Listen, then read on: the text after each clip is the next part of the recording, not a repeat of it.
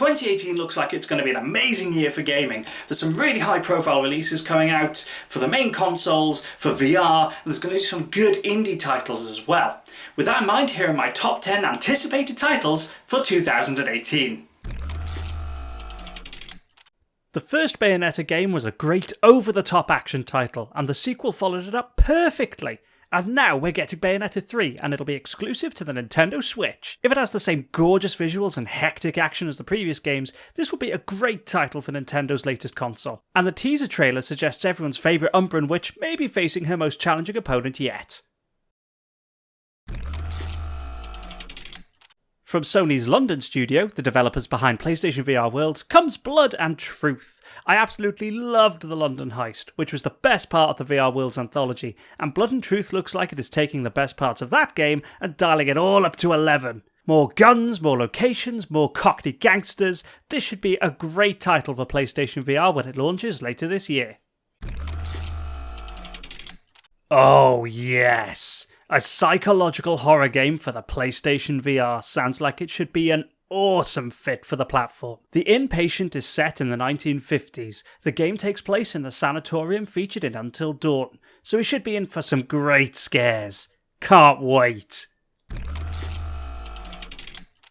I was a bit unsure about Detroit Become Human when I first heard about it, but then I got to try the demo at last year's EGX, and boy was I impressed. Gorgeous visuals, solid controls, and choices that impact the ending of the demo meant I went back for several playthroughs. Despite some of the controversy around the inclusion of sensitive subjects, I'm still cautiously optimistic about Detroit Become Human. I was blown away by the first glimpse of God of War. Kratos looks older and more weary than we've ever seen him, the inclusion of his son as a supporting character is nice, and the change to Norse mythology is refreshing. Visually, this looks amazing, and the combat looks like solid fun. I'm definitely watching out for this one.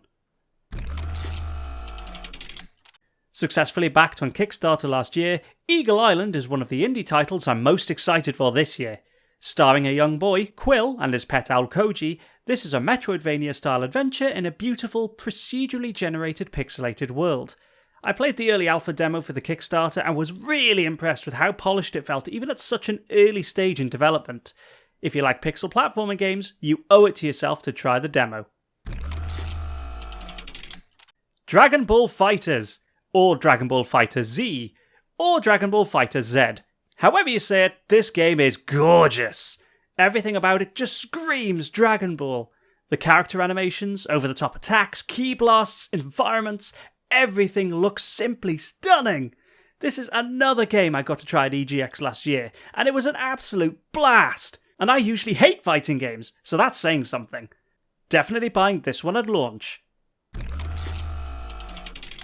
I've always loved the Total War series of strategy games. Since I first played Rome Total War, I've been hooked. The move to the Warhammer universe was a welcome change for many, but the announcement of Total War Saga, Thrones of Britannia, is a shift back to historical periods. The focus on a smaller map, the British Isles, this should all make for a more focused campaign experience. And let's face it, I just want Wales to conquer Britain. Company and Beath! Another game I tried at EGX 2017, and my most anticipated VR game of this year, Moss looks beautiful. From the lushly detailed environments to the wonderfully expressive mouse Quill, this is a platforming adventure with some combat and puzzle elements. The fact you are controlling a sword-wielding mouse while exploring the forest ruins of an ancient temple adds an impressive sense of scale to the world.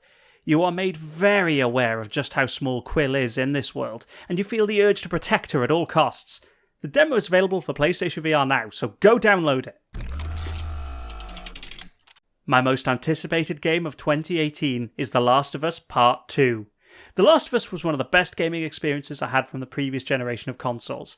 I played it through again when the remastered edition was released on PS4, and it felt just as amazing as the first time I played it. And now we're getting the long-awaited sequel, The Last of Us Part 2. I cannot wait to see what has happened to Joel and Ellie since the ending of the first game, and how the world has further changed since the Infected took over. The trailers have all suggested a very dark tone for the game, in keeping with a post-apocalyptic survival horror and the feel of the first title. This may be the one game I will queue at a midnight release for this year.